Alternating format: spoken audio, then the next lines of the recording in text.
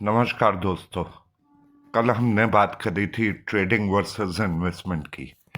आज हम बात करेंगे चार्ट्स की और simple moving averages, exponential moving average और वॉल्यूम वेटेड मूविंग एवरेजेस की। पहली चीज तो मूविंग एवरेजेस क्या होती हैं, ये बात आपको समझनी होगी। मूविंग एवरेज होता है कि जो प्राइस एक्स डेज कुछ भी हो सकते हैं, 9 डेज, 20 डेज, 50 डेज, 200 डेज के वेरिएशन में उसका कैलकुलेशन करके उसका एक एवरेज निकाला जाता है जिसको मीन बोलते हैं। वो मीन पे प्राइस कैसे रिएक्ट कर रहा है, जैसे कि आप सामने चार्ट देख सकते हैं, ये कैलकुलेटर लगा हुआ है सिंपल मूविंग एवरेज पे 50 डेज का। अब हम इसको 50 डेज को चेंज करके निफ्टी को हम कर देते हैं 20 दिन। तो आप देखेंगे कि ये लाइन थोड़ी पास आ जाती है और कुछ दिन के लिए लाइन ने इसको तोड़ा था, बाकी ये लाइन के हमेशा निफ्टी ऊपर ही रही है। अब दोबारा से हम इसको 50 डेज पे कर देते हैं। इससे आपको ये पता चलेगा कि प्राइस 50 डेज में नॉर्मली ब्रोक नहीं हुआ था, तो मतलब ट्रेंड अभी ऊपर ही चल रहा है। बीच में ब्रोक हुआ था नवंबर में, कुछ दिन के लिए नवंबर में पिछले साल निफ्टी 50 डेज की एवरेजेस को तोड़ के नीचे गया था। उसके बाद फिर कंटिन्यूअस ऊपर चल रहा है और तब से कंटिन्यूअस निफ्टी ऊपर ही चल रहा है। पिछली बारी जब ये लास्ट इसको छूने आया था 50 डेज की एवरेज को, तब ये आया था 13 तारीख, सॉरी 14 तारीख को, फरवरी के महीने में, और उसके बाद से ये कंटिन्यूअस ऊपर ही चल रहा है। मूविंग एवरेजेस एक तरीके से ट्रेंड लाइन भी बनाती हैं जिसको आप फॉलो कर सकते हैं कि ये एक तरीके से थोड़ा जिगजैग है, लेकिन एक ट्रेंड है ऊपर की तरफ, जिसको ट्रेंड लाइन बोलते हैं, जिसको आप सीधा ड्रॉ भी कर सकते हैं। अगर आप मूविंग एवरेजेस ना भी लगाएं तो ट्रेंड लाइन ड्रॉ कर सकते हैं किसी भी चार्ट पे। तो ये तो बात हो गई मूविंग एवरेज की। मूविंग एवरेज मीन पे कैलकुलेट होता है और मीन कुछ भी हो सकता है, 15 दिन, 20 दिन, 50 दिन और 200 दिन। 200 दिन का मीन मैं निकाल के आपको दिखा देता हूं। ये चार्ट थोड़ा और बढ़िया हो जाएगा, उसमें आपको क्लियर पता चलेगा कि 200 दिन के ट्रेंड पे कभी निफ्टी ने इसको तोड़ा नहीं है जब से ये बुल रन शुरू हुआ है। सिर्फ कुछ दिन के लिए ये निफ्टी उसके नीचे गया था। ये भी अप्रैल के महीने में है, पिछले साल मार्च और अप्रैल के बीच में, और उसके बाद कंटिन्यूअस ऊपर ही चल रहा है। तो ये चीज देखने वाली होगी कि अब ये निफ्टी 200 डेज के ट्रेंड को कब तोड़ता है।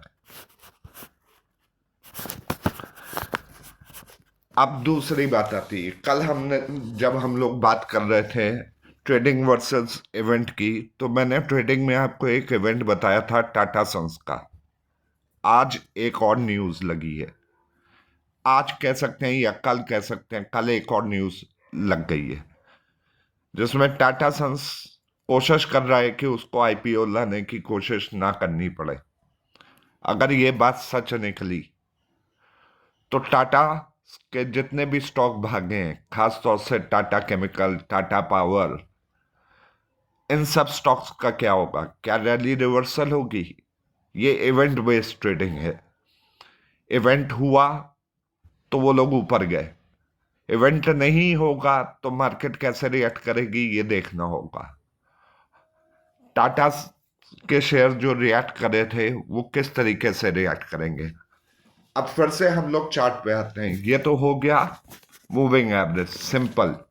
अब इसी मूविंग एवरेज को हम फिर से डिनोमिनेटर चेंज कर देते हैं। सिंपल की जगह हम एक्सपोनेंशियल कर देते हैं। एक्सपोनेंशियल में आप देखेंगे कि प्राइजेस थोड़े पास आ जाते हैं। ये देखिए,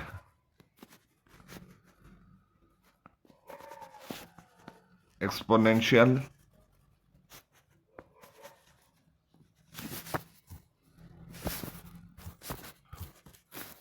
50 डेज।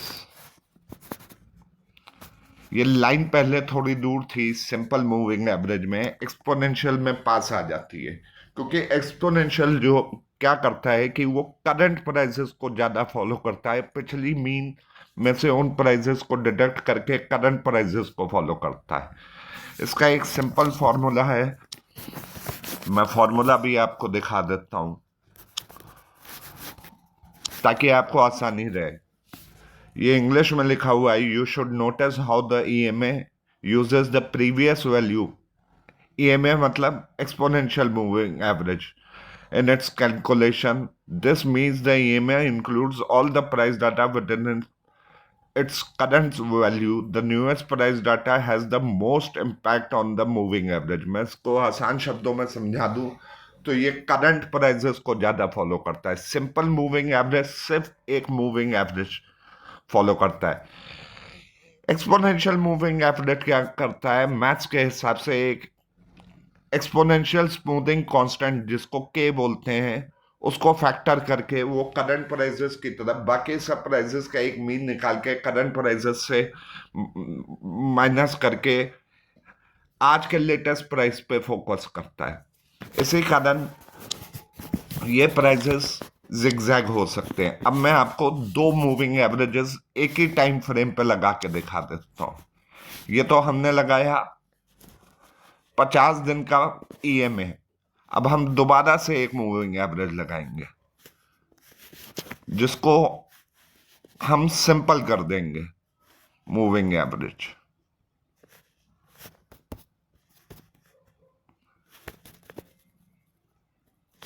और इसमें से एक को हम ब्लू लाइन कर देंगे और एक को रेड लाइन कर देंगे। हम सिंपल वाली को ब्लू लाइन कर देते हैं, तो आप देखेंगे ब्लू वाली जो मूविंग एवरेज है वो थोड़ी दूर है। एक सेकंड, ये कलर थोड़ा डार्क हो गया है। हाँ,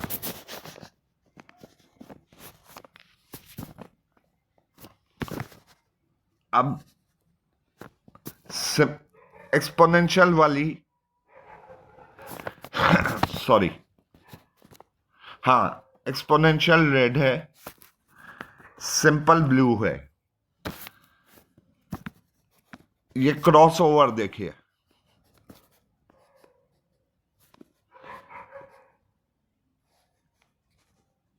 सिंपल मूविंग एवरेज हमेशा 90% केसेस में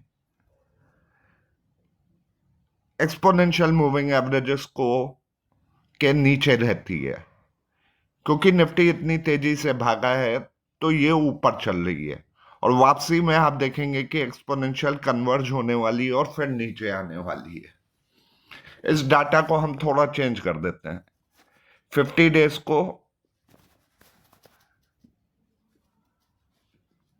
10 डेज कर देते हैं या 20 डेज कर देते हैं।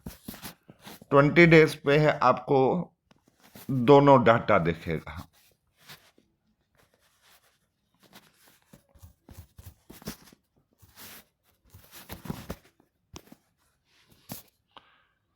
अब आपको क्लैरिटी हो जाएगी। रेड वाली एक्सपोनेंशियल है, ब्लू वाली सिंपल मूविंग एवरेज है। 90% केसेस में रेड वाली जो लाइन होगी एक्सपोनेंशियल की वो हमेशा पास चलेगी, और सिंपल मूविंग एवरेज थोड़ा प्राइस से दूर चलेगी। फिर से आप देख रहे होंगे शॉर्ट टर्म में ये एक लाइन बन रही है। मैं आपको लाइन ड्रॉ करके दिखा देता हूं।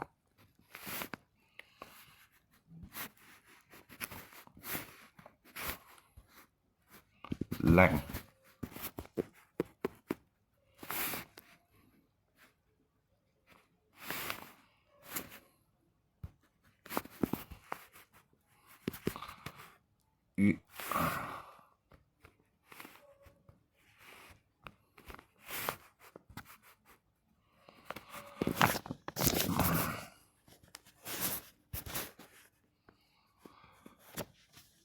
सॉरी, मेरे कर्सर में कुछ प्रॉब्लम आ रही है, लाइन इस समय ड्रॉ नहीं हो पा रही, मैं माफी चाहता हूं आपसे।